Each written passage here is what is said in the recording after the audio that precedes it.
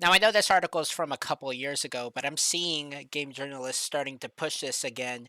And, with the release of Rebirth, it's becoming more relevant as Final Fantasy VII is back in the cultural discussion. From The Gamer, which goes to show just how far gaming journalism has fallen. I mean, digital journalism and journalism in general have just completely lost to ideologues. But gaming journalists are probably the worst of the worst in this regard. What the hell does this have to do with gaming, other than it being tangentially about a video game? Alright, here's the headline. Aerith needs to dump Cloud and Zack for Tifa in Final Fantasy VII Remake 2. Obviously, we know it's called Rebirth now, but again, 2021. I mean, did I say more? It's the fucking Tifa Aerith ship. I mentioned this in my video a couple days ago about it, or about something similar rather. But this fan theory has always been among the most annoying to me. Is this idea that Tifa and Aerith are gay, and I think it just speaks to a general problem with a lot of these woke people, is that it's the erasure of same-sex friendships. It's two characters cannot be best friends or close friends without them being secretly gay for one another. Like, this is also a problem with straight pairings where oftentimes if a man and a woman are friends, they're interpreted as being in love. But it's especially bad in this case because usually it's way more forced. Usually there's even less of an indication that there's romantic interest, and yet they keep trying to force it anyway. I've talked in the past about how I'm confident that Aerith Gainsborough is a chaotic bisexual. Her personality fits the bill perfectly, but she has always been played as the heteronormative romantic partner for Cloud and Zack in all iterations of Final Fantasy VII we've seen. Well, until she is shanked by Sephiroth and spends the remaining runtime as an equally bubbly ghost. I love how this beginning paragraph tries to make it seem like, oh, she's just been played off as a straight person. Oh, they just pretended like she's a straight person. When she admits to being in love with Zack, she admits to being in love with Cloud. In the remake, she specifically warns Cloud in a cutscene not to fall in love with her. And I also love how they're playing into stereotypes here. How they're saying, oh, she acts like a bisexual, therefore she is. Which I don't even know how the fuck she acts like a bisexual. What does that even mean? She's cheerful and bubbly? Is that a bisexual thing? No. No, it's not. Since when did sexualities get to own personality traits? What the hell is this?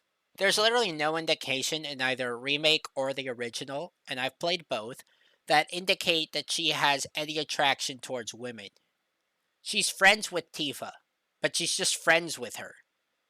She's constantly swooning over Cloud, and Tifa also is interested in Cloud. Although personally, I think Aerith and Cloud are a much better couple than Tifa and Cloud. But in Final Fantasy VII Remake, her playful relationship with Tifa is more pronounced than ever. They poke and tease at Cloud whenever and wherever they can, noting exactly what makes the ugh, fuck's sake, the twink mercenary uncomfortable, even when he's fully capable of defeating giant monsters with a single slice of his sword. It's adorable, but the game clearly wants you to think that both girls have eyes for Cloud, but I want to turn that assumption right on its head. Oh, okay, so she acknowledges. I'm assuming it's a she, but I have no idea. It's probably a they. So she admits that the game says that they're both in love with Cloud. But her headcanon is different, so she's gonna say the game is wrong and her headcanon's right. I'm just gonna call her a she. I don't give a fuck what her gender is, honestly. Also, calling Cloud a twink. I love this logic. Every character that isn't like an 80s action movie star, that isn't built like Barrett or Arnold Schwarzenegger, is a twink now. I don't know if you noticed, but Cloud is actually pretty muscular. He's not super bulky like someone like Barrett, but you could tell that he's masculine. Same thing with Link. And I really hate that they're trying to like skew them as some kind of queer character when in reality they're just men that aren't built like trucks. That's it. That's all there is to it. But no, it can't just be that Tifa and Aerith are straight. No, they're gay, but it's just the game that says they're straight. The game is just wrong. Okay, don't believe the game. Sorry, Cloud and Zack, the only thing you're getting once this remake is over is a cold shower or an early grave. Wow. Talk about the disdain. Honestly, anything could happen now with how many twisted ingredients Tetsuya Nomura is throwing into the cauldron right now.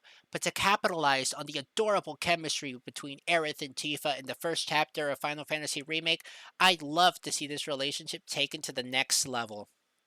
You see, this chemistry she's talking about is where they're being friends.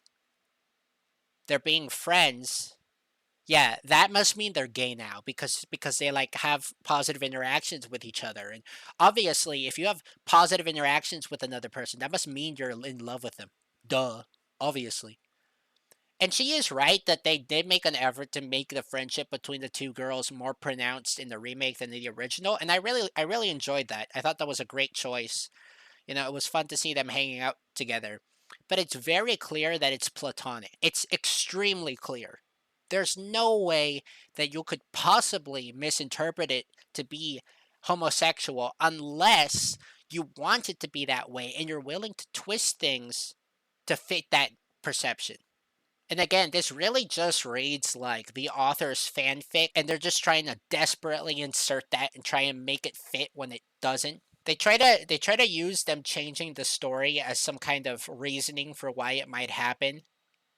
But the only real thing they're changing about the story is plot details, like some of the stuff surrounding Sephiroth and, whether or not Aerith is gonna die or not, which is up in the air. And on the topic of whether Aerith dies or doesn't die, my heart wants her to live, but my mind says she should probably die for the sake of the story. Now, I know this isn't going to happen. Okay, so why'd you make this article? Why did you write this? What's the point? Oh, you need to fill your article quota. But it's fascinating to dream about what JRPGs and mainstream games could be capable if they tore off the shackles of heteronormativity and gave fans exactly what they wanted. You know what fans want? Heteronormativity. You want to know why? Because most fans are straight. Because these people, by fans, they mean Twitter users. Because to them, those are the only people that matter, the only people that exist. Also, mainstream games have already thrown off the shackles of heteronormativity. Remember The Last of Us 2? That went well. Or how about Suicide Squad Kill the Justice League, where Harley Quinn is in love with a child Poison Ivy? Wasn't expecting you to come in fun size. That's not heteronormative. I've seen enough fan art and fanfiction, don't judge me. I will judge you. Get a life. To know the demand is there. And in terms of personalities, Aerith and Tifa gel together in a way that would feel perfectly natural if it became canonical doctrine.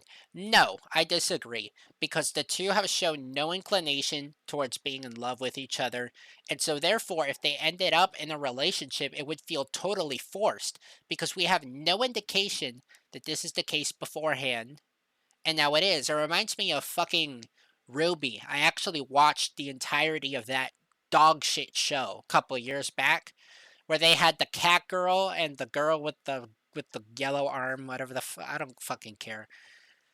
They like started hooking up in the last season of the show for no reason. There was no establishment beforehand that they were in love. They just all of us one day they just started kissing each other. It's like, where'd this come from? Oh, I know. It came from the writers who wanted to virtue signal. And the fan art she's talking about here, I'm going to guess it came from Twitter and Tumblr. And the thing about Twitter and Tumblr is that they don't represent the general public. The general public, what they want to see is Cloud and Aerith or Cloud and Tifa. That's what they want.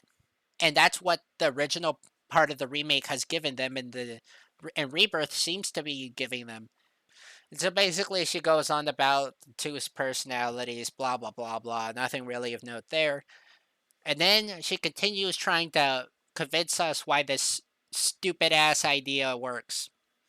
But in the remake, this is explored to greater effect than ever before. These characters are given voices and movements that bring their motivations to life, expressing a level of friendship and love that simply wasn't possible back in 1997. Remake takes the narrative in a vastly different direction towards the end, with one moment between Aerith and Tifa really sticking out to me.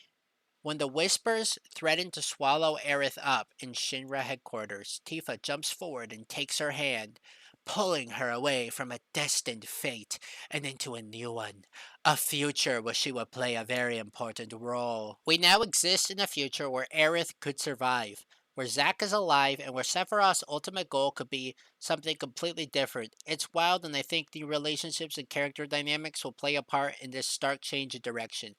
I do agree that the character dynamics are going to change, just not in the way that this person wants them to. Thank God. Like I said, it probably won't go gay. I agree with you. Thank God for that. God bless Japan, never change. But you never know. Listen, all I want is for Aerith and Tifa to be the most powerful lesbians in the world, with Cloud standing by as their emotional support himbo.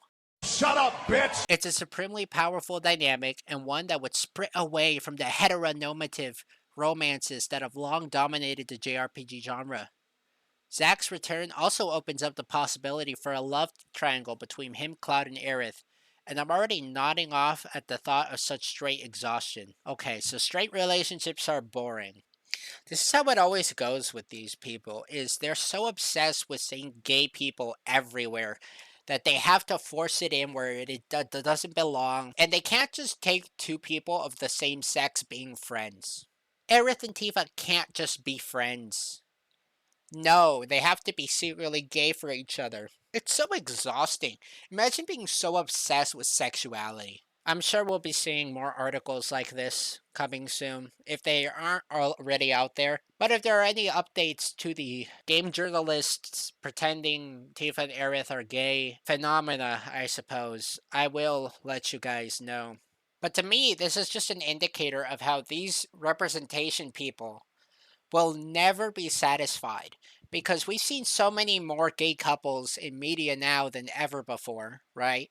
For years, and it's only continuing. They're only adding more and more of it. And yet they're never satisfied. It's always, okay, what other straight characters can we make gay? Okay, where else can we put a gay couple? Final Fantasy VII? Aerith and Tifa are nice to each other? Must be gay. Fuck you, Cloud. Go die alone, loser.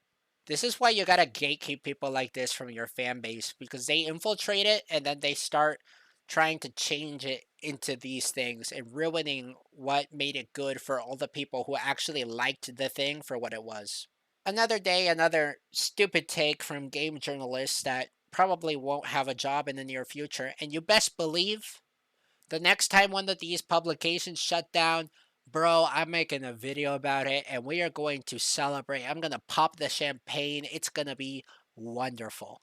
But until then, like and subscribe, hit the bell, comment. Come on, guys, we got to get that engagement up. When I have 200 million subscribers in 10 years, you want to be one of the ones who said I was one of the OGs. I subscribed when he had 6 subscribers, and look at us now. Don't you want to be part of that exclusive club? That's it for this video. See ya.